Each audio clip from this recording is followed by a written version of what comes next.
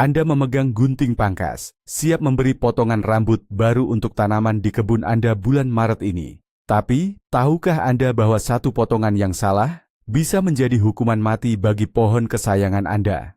Ya, hari ini kita akan membongkar tuntas semua rahasia pemangkasan pohon dan semak di bulan Maret. Bukan sekadar memotong dahan, tapi seni berkomunikasi dengan tanaman Anda. Saya jamin, setelah menonton video ini, Anda tidak akan pernah lagi melihat dahan pohon dengan cara yang sama. Anda akan tahu persis mana yang harus dipotong, kapan, dan bagaimana caranya agar taman Anda menjadi paling subur sekompleks. Jadi, simpan dulu gunting Anda dan tonton sampai habis. Jadi, mengapa bulan Maret begitu istimewa untuk pemangkasan? Anggap saja ini adalah momen peregangan bagi tanaman sebelum mereka lari maraton di musim semi dan panas. Sebagian besar pohon dan semak peluruh, yaitu yang menggugurkan daunnya di musim dingin, masih dalam keadaan dorman atau tidur. Namun, mereka sudah bersiap untuk bangun. Memangkas saat mereka masih mengantuk seperti ini punya banyak keuntungan. Pertama, tanpa daun, Anda bisa melihat struktur percabangan pohon dengan sangat jelas. Ini seperti melihat kerangka bangunan sebelum temboknya dipasang. Anda tahu persis mana yang perlu diperbaiki. Kedua, luka pangkasan akan lebih cepat pulih saat pertumbuhan baru dimulai. Energi tanaman belum terbuang untuk menumbuhkan daun, sehingga bisa dialihkan sepenuhnya untuk menyembuhkan luka dan mendorong tunas baru yang kuat. Ini adalah jendela waktu yang sempurna untuk membentuk, meremajakan, dan mengarahkan pertumbuhan tanaman untuk setahun ke depan. Mari kita mulai dengan fondasi terpenting, tujuan pemangkasan. Banyak orang berpikir pangkas itu hanya agar rapi, padahal itu hanya bonus. Tujuan utamanya ada 3, yang saya sebut 3K, kesehatan, kualitas, dan kuantitas. Pertama, kesehatan. Kita membuang bagian-bagian yang mati, sakit, atau rusak. Ini seperti operasi kecil untuk mencegah penyebaran penyakit ke seluruh bagian tanaman.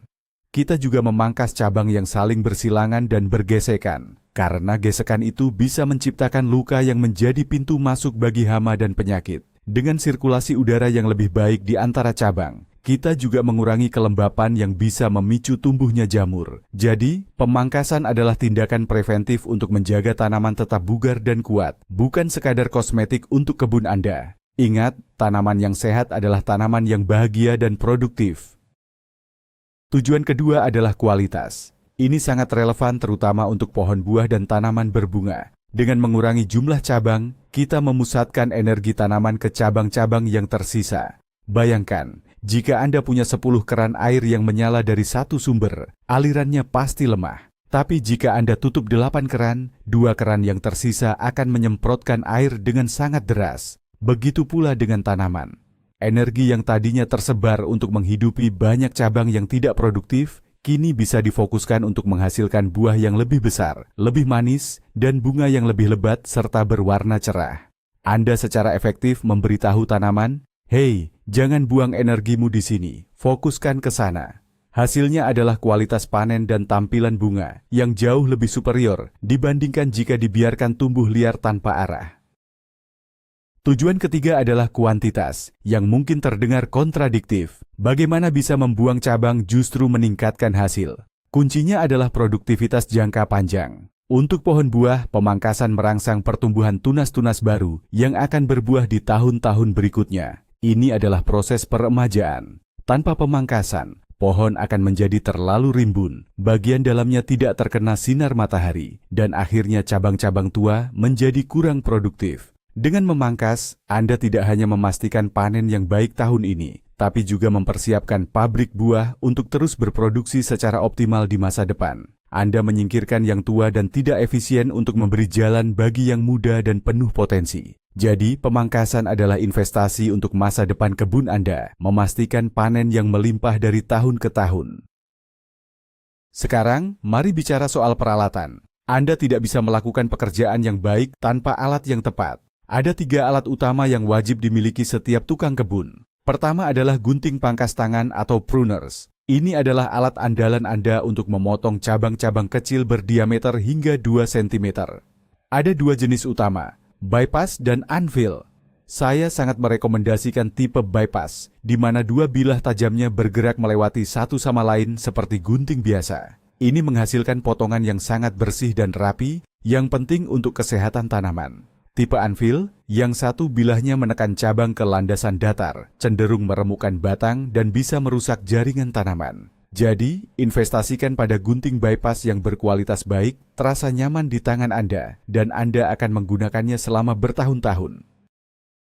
Untuk cabang yang lebih besar, katakanlah hingga diameter 4 atau 5 cm, Anda akan membutuhkan loper.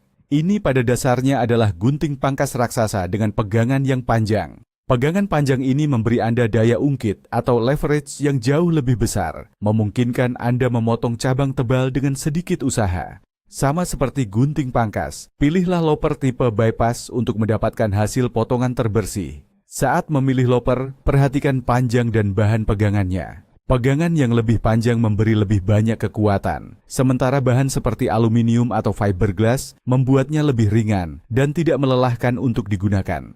Loper adalah jembatan antara pekerjaan ringan dan pekerjaan berat, alat yang sangat diperlukan untuk membentuk struktur utama pohon dan semak muda. Ketika Anda berhadapan dengan cabang yang diameternya lebih dari 5 cm, lupakan gunting dan loper. Inilah saatnya mengeluarkan gergaji pangkas. Gergaji pangkas dirancang khusus untuk memotong kayu hidup. Giginya biasanya lebih kasar dan lebih renggang dibandingkan gergaji kayu biasa, dan seringkali dirancang untuk memotong saat ditarik, bukan didorong. Ini memberi Anda kontrol lebih besar dan membutuhkan lebih sedikit tenaga. Ada berbagai model, mulai dari yang lurus, melengkung, hingga yang bisa dilipat untuk keamanan. Untuk cabang yang sangat tinggi, ada juga gergaji galah. Yang terpenting adalah menjaga bilah gergaji tetap tajam. Gergaji tumpul tidak hanya membuat pekerjaan menjadi berat, tetapi juga meninggalkan luka yang kasar dan sobek pada pohon yang membuatnya lebih rentan terhadap infeksi.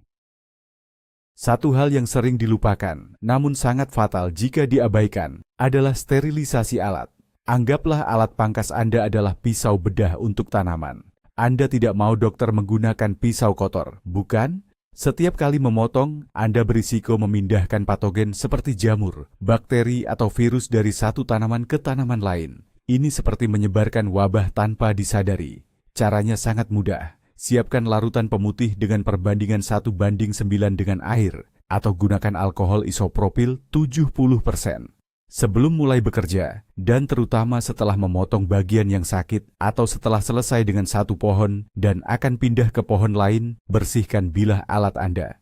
Cukup celupkan, semprot, atau lap dengan kain yang sudah dibasahi larutan disinfektan. Tindakan pencegahan 5 detik ini bisa menyelamatkan tanaman Anda dari penyakit mematikan.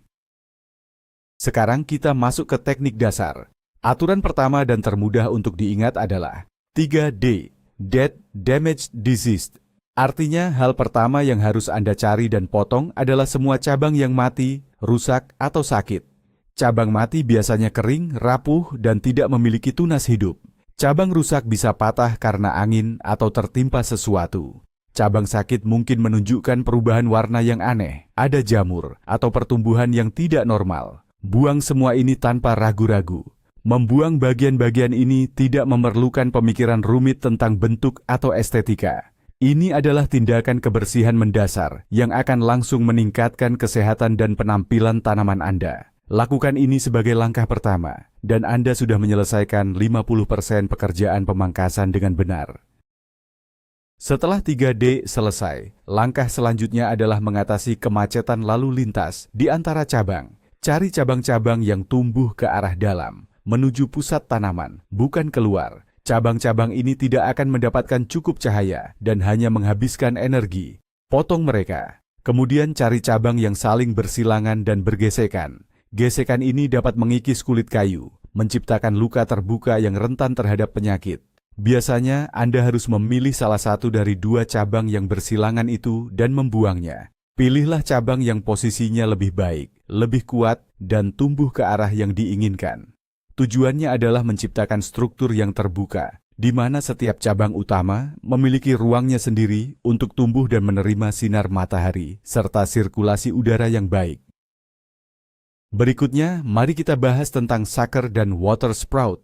Sucker adalah tunas yang tumbuh dari dasar tanaman, atau dari akarnya. Tunas-tunas ini sangat agresif dan menyedot energi langsung dari sistem akar, tanpa memberikan kontribusi apapun pada kesehatan atau produksi buah dari tanaman utama. Mereka harus dibuang seluruhnya, potong serendah mungkin ke tanah. Sementara itu, water sprout adalah tunas tegak lurus yang tumbuh sangat cepat dari cabang-cabang utama. Mereka biasanya lemah, tidak produktif, dan mengganggu bentuk tanaman serta menghalangi cahaya masuk ke bagian dalam. Sama seperti sucker, water sprout ini harus dihilangkan. Mengidentifikasi dan membuang pertumbuhan parasit ini akan mengembalikan energi tanaman ke tempat yang seharusnya, yaitu ke cabang-cabang yang produktif. Sekarang, mari kita bicara tentang di mana tepatnya Anda harus memotong. Ini sangat penting. Saat Anda memotong cabang kecil, cari kerah cabang. Ini adalah area sedikit bengkak di mana cabang bertemu dengan batang atau cabang yang lebih besar. Kerah ini mengandung sel-sel khusus yang dapat menyembuhkan luka dengan cepat. Anda harus memotong tepat di luar kerah ini, jangan memotong rata atau flush cut dengan batang utama. Memotong terlalu rata akan menghilangkan kemampuan alami pohon untuk menutup lukanya. Sebaliknya, jangan juga meninggalkan sisa potongan atau stub yang terlalu panjang, karena sisa ini akan mati dan membusuk, menjadi jalan masuk bagi penyakit. Potongan yang ideal adalah potongan yang miring sedikit, tepat di luar kerah cabang, sehingga air hujan bisa mengalir dan tidak menggenang. Ada dua jenis potongan dasar dalam pemangkasan, thinning cut, potongan penjarangan, dan heading cut, potongan pemendekan. Thinning cut adalah saat Anda membuang seluruh cabang kembali ke titik asalnya, baik itu ke batang utama, cabang lain yang lebih besar, atau ke tanah. Potongan ini bertujuan untuk membuka kanopi, meningkatkan penetrasi cahaya dan sirkulasi udara, serta mengurangi kepadatan tanaman. Ini adalah jenis potongan yang paling umum dan paling baik untuk kesehatan tanaman secara keseluruhan. Thinning cut tidak merangsang pertumbuhan baru yang lebat di dekat titik potong, melainkan mendorong pertumbuhan yang lebih merata di seluruh tanaman. Gunakan potongan ini untuk menghilangkan 3D, cabang yang bersilangan, dan untuk membuka bagian tengah tanaman.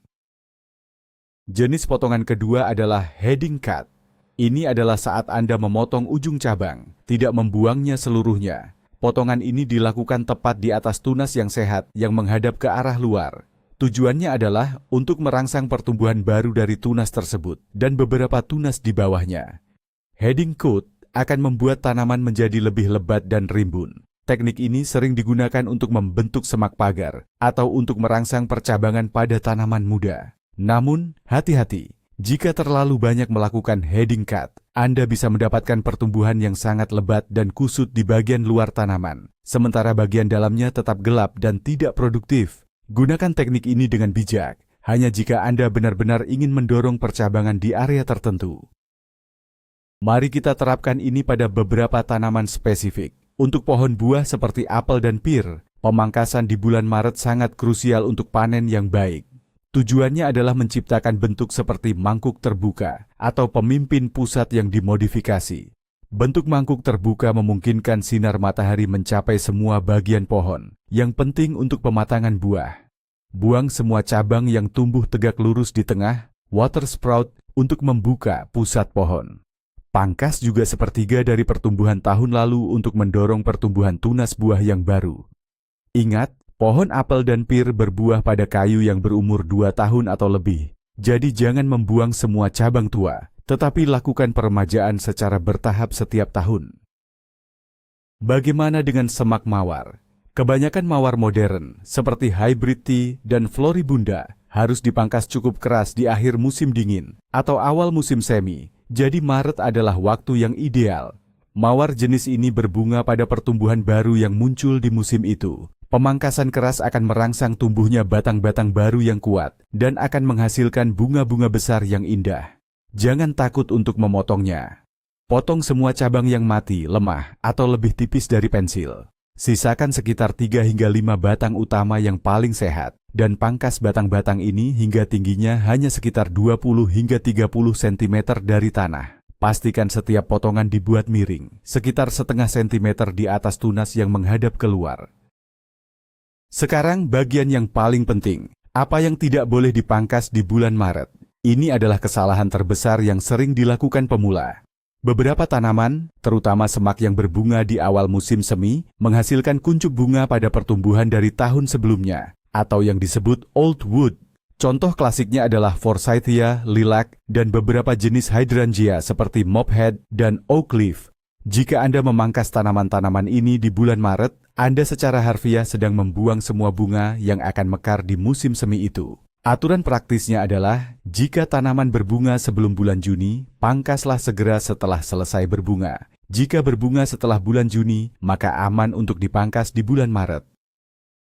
Mitos besar lainnya yang perlu kita hancurkan adalah penggunaan wound dressing atau penutup luka pangkasan. Dulu, orang sering mengoleskan semacam ter atau cut pada luka potongan besar dengan anggapan itu akan melindunginya. Namun, penelitian modern menunjukkan bahwa praktik ini lebih banyak merugikannya daripada menguntungkannya. Penutup luka ini seringkali memerangkap kelembapan dan menciptakan lingkungan yang sempurna bagi jamur dan bakteri untuk berkembang biak di bawahnya. Ini juga dapat menghambat proses penyembuhan alami pohon. Pohon memiliki mekanisme pertahanan yang luar biasa untuk menutup lukanya sendiri, yang disebut kompartementalisasi. Cara terbaik untuk membantunya adalah dengan membuat potongan yang bersih dan benar di lokasi yang tepat, yaitu di luar kerah cabang. Biarkan alam melakukan sisanya. Salah satu kesalahan paling umum yang saya lihat adalah overpruning atau pemangkasan berlebihan. Beberapa orang menjadi terlalu bersemangat dengan gunting pangkas mereka dan memotong terlalu banyak. Aturan umum yang baik adalah, jangan pernah membuang lebih dari 1/4 hingga 1/3 dari total masa kanopi tanaman dalam satu musim. Membuang terlalu banyak daun dan cabang sekaligus dapat menyebabkan stres berat pada tanaman. Ini seperti kehilangan terlalu banyak darah bagi manusia. Tanaman bisa menjadi lemah, rentan terhadap penyakit dan serangan hama, atau merespons dengan menumbuhkan banyak sekali water sprout yang lemah sebagai reaksi panik. Pemangkasan harus dilakukan secara bertahap dan penuh pertimbangan. Jika pohon sudah sangat terabaikan, lebih baik merapikannya secara bertahap selama 2 hingga 3 tahun, daripada mencoba memperbaikinya semua dalam satu waktu. Kesalahan lain adalah pemangkasan singa. Ini adalah saat seseorang membuang semua cabang bagian dalam pohon, hanya menyisakan dedaunan di ujung cabang yang panjang dan gundul. Pohon itu akhirnya terlihat seperti ekor singa. Praktik ini sangat buruk. Ini mengganggu distribusi berat pohon, membuat cabang-cabang panjang rentan patah karena angin atau beratnya sendiri. Ini juga memaparkan kulit kayu di cabang utama pada sinar matahari langsung, yang bisa menyebabkan sunscald atau luka bakar matahari yang parah. Pemangkasan yang baik harus menjaga dedaunan terdistribusi secara merata di sepanjang cabang, bukan hanya di ujungnya. Tujuannya adalah untuk menipiskan, bukan menguliti bagian dalam pohon. Ingat, daun adalah pabrik makanan pohon, dan Anda perlu pabrik-pabrik itu di seluruh struktur pohon. Terakhir, jangan pernah ragu untuk berhenti dan mundur beberapa langkah untuk melihat pekerjaan Anda dari kejauhan. Pemangkasan bukan hanya tentang setiap potongan individu, tetapi tentang bagaimana semua potongan itu membentuk keseluruhan tanaman. Setelah memotong beberapa cabang, mundurlah. Lihatlah bentuknya secara keseluruhan. Apakah sudah seimbang? Apakah ada area yang masih terlalu padat? Apakah Anda sudah mencapai bentuk yang Anda inginkan? Melihat dari berbagai sudut akan memberi Anda perspektif yang lebih baik. Jangan terburu-buru. Pemangkasan adalah seni sekaligus ilmu. Luangkan waktu Anda, amati tanaman Anda, dan buatlah setiap potongan dengan tujuan yang jelas. Dengan kesabaran dan latihan, Anda akan mengembangkan mata untuk pemangkasan dan bisa membentuk kebun yang tidak hanya sehat, tetapi juga indah. Jadi, apa rahasia terbesarnya? Ternyata, pemangkasan bukanlah tentang seberapa banyak yang Anda potong, tapi tentang seberapa tepat Anda memotong. Ini adalah sebuah dialog antara Anda dan tanaman Anda, bukan sebuah pertarungan. Anda tidak sedang menghukumnya, tapi membimbingnya menuju masa depan yang lebih sehat, lebih indah, dan lebih produktif. Dengan memahami 3D, memilih alat yang tepat, dan mengetahui kapan harus memotong dan kapan harus menahan diri, Anda telah beralih dari sekadar tukang potong menjadi seorang arsitek kebun. Ingatlah untuk selalu memotong dengan tujuan. Terima kasih banyak sudah menonton sampai akhir. Saya harap video ini memberi Anda kepercayaan diri untuk merawat taman Anda di bulan Maret ini. Jika video ini bermanfaat, jangan lupa tekan tombol like, subscribe, agar tidak ketinggalan tips berkebun lainnya, dan bagikan ke teman-teman Anda yang juga hobi berkebun. Sekarang giliran Anda. Tanaman apa yang paling membuat Anda bingung saat akan memangkasnya? Atau mungkin Anda punya tips pemangkasan andalan yang ingin dibagikan? Tulis semuanya di kolom komentar di bawah. Mari kita diskusi dan belajar bersama.